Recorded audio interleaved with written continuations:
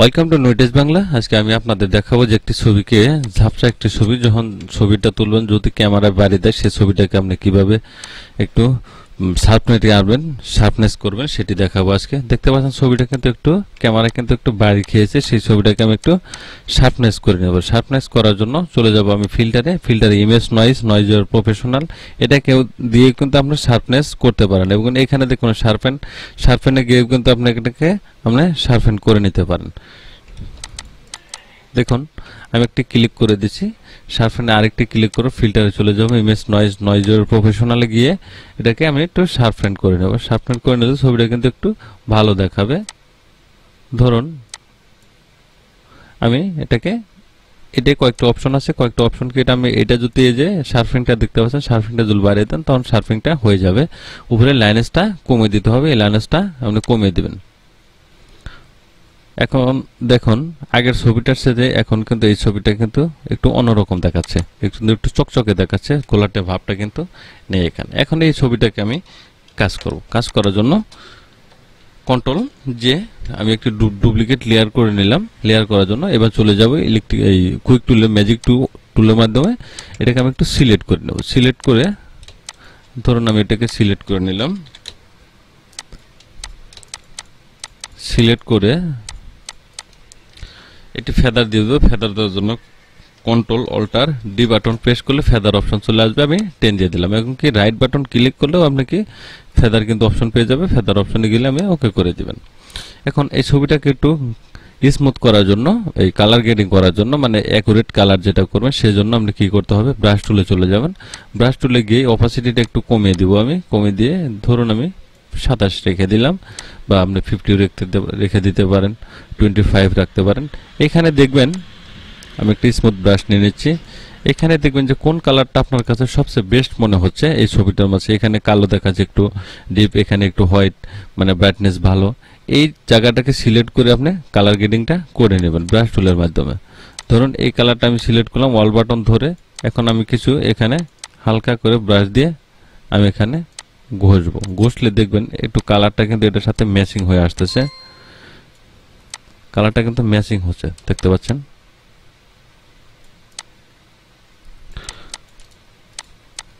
দেখতে পাচ্ছেন কালারটা একটু ম্যাচিং হয়ে গেছে। এটা কিন্তু অতটা কিন্তু একটি ছবিতে কিন্তু অত কাজ করা লাগবে না, শুধু একটি মাত্র ব্রাশ টুলের মাধ্যমেই কিন্তু আপনি ছবিকে সুন্দর করতে পারেন।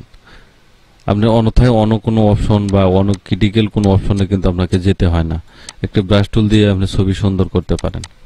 দেখুন আমি শুধু একটি ব্রাশ টুলের মাধ্যমে কিন্তু ছবি ঘষতেছি, অন্য কিন্তু অপশন কিন্তু আমি যাইনি এখনো।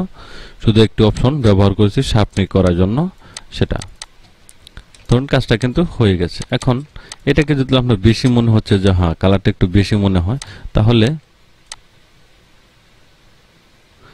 আপনি এখানে অপাসিটি দেখতে পাচ্ছেন, এটি একটু কমিয়ে দেন। কমিয়ে দিয়ে এটা দুটি লেয়ারকে আমি এক করে নিচ্ছি। এক করে এখন চলে যাবে ফিল্টার, ইমেজ নয়েজ প্রফেশনাল, এখানে যেতে পারেন। আপনি গ্রিন সাজানিতেও আপনি এডিট রিমুভ গ্রিন আপনি যেতে পারেন। রিমুভ গ্রিনে গেলেও কিন্তু ছবিটা কিন্তু আপনি স্মুথ করতে পারবেন এখানে। ধরুন এটাকে আমি ওকে করে দিলাম। ওকে করে দিয়ে একটু সময় নেবে, এখানে একটু প্রসেসিং হতে সময় নেবে, ফিল্টারিং হচ্ছে।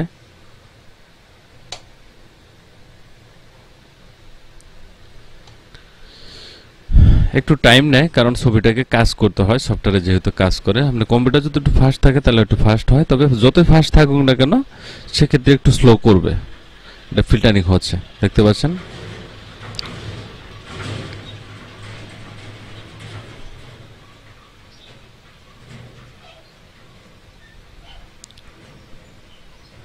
হ্যাঁ হয়ে গেছে।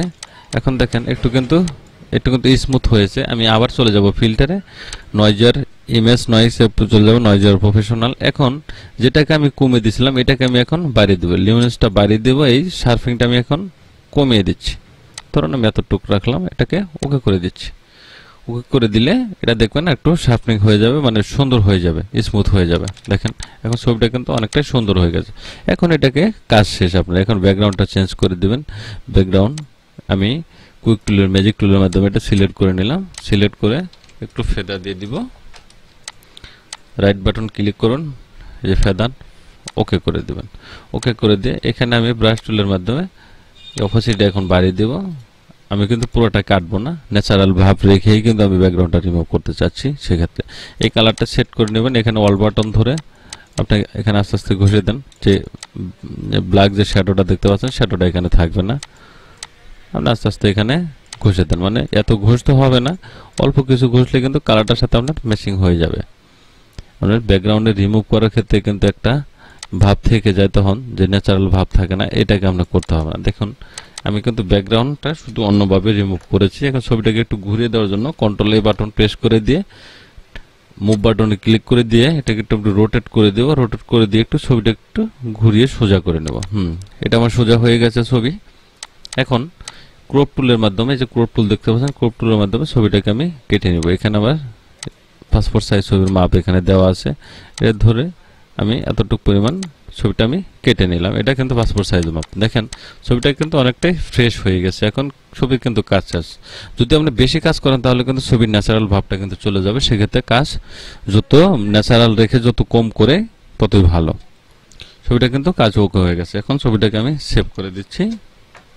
এখন দেখুন আমি ছবিটাকে ওপেন করছি, আবার যেটা কাজ করেছিলাম সেটাকে আমি ওপেন করে নিলাম। এখন দেখেন ছবিটা কিন্তু অন্যরকম সুন্দর হয়ে গেছে। এই ছবিটাকে চাইলে আপনি এখানে বর্ডারও দিয়ে দিতে পারেন। এটাকে যে পরিমাণ আছে সেই পরিমাণে আপনি প্রিন্ট করে নিতে পারেন। একটি পেজ নিয়ে নেবেন A4 সাইজ, এটাকে আমি ড্যাশ করে ধরে কন্ট্রোল অল্টার বাটন ধরে এখানে আমি ছেড়ে দিলে কিন্তু এটা পেজটা এখানে হয়ে যাবে। এখন এখানে ধরে কপি করার সিস্টেম, যেটা আপনি অল্ট কন্ট্রোল বাটন চেপে ধরে শিফট বাটন চেপে ধরবেন, তিনটা বাটন চেপে ধরে যখন আমি মাউস ধরে এখানে ছেড়ে দিবেন তখন কিন্তু আস্তে আস্তে এটা কিন্তু কপি হয়ে যাবে। দেখতে পাচ্ছেন কপি কিন্তু হয়ে গেছে। এখন তিনটাকে এক করে আপনি এটাকে প্রিন্ট করে দিতে পারেন। প্রিন্ট করলে কিন্তু ছবির ওকে হয়ে যাবে। প্রিন্ট করে একটু ব্রাইটনেসটা একটু বাড়িয়ে নেবেন, কন্ট্রোল এম একটু বাড়িয়ে দিলাম। এখন ইয়েলোটা একটু কমে দিল, সেজন্য কন্ট্রোল বি, এটা হাইলাইটে ক্লিক করে দিয়ে এটাকে একটু বাড়িয়ে দিলাম। এখন ইমেজে চলে যাব, অ্যাডজাস্টমেন্ট, ব্রাইটনেস, কালারে চলে যাব, একটু ছবিটাকে আমি একটু চকচকে করে নিচ্ছি। দেখেন এটা এরকম হয়ে গেছে। এখন আমি ফিল্টারে চলে যাব, image noise, noise or professional. এখন এখানে দেখাচ্ছি আপনাদের একটা জিনিস, সেটা কিন্তু আরো স্মুথ হচ্ছে। এটাকে একটু শার্পিং করে দেবেন। শার্পিং করে দেওয়ার জন্য যে শার্পিংটা আমি করেছিলাম ছবি সুন্দর করার জন্য, এই শার্পিংটা যেহেতু স্পিডটা বেশি, সেক্ষেত্রে একটু শার্পিং যদি করে দেন তাহলে কিন্তু প্রিন্ট কোয়ালিটিটা আপনার অনেকটাই সুন্দর আসবে, ছবিগুলো ভেসে উঠবে, অনেক চকচক করবে। ছবির কিন্তু কাজ শেষ। তো থ্যাংক গাইস, ভালো থাকবেন সবাই। ভিডিও যদি ভালো লাগে অবশ্যই লাইক কমেন্ট শেয়ার করে দিবেন, সাবস্ক্রাইব করে বেল আইকনটি চালু রাখবেন, নতুন নতুন আরেকটি ভিডিও পেতে পারেন। সুস্থ থাকবেন, ভালো থাকবেন, আল্লাহ হাফেজ।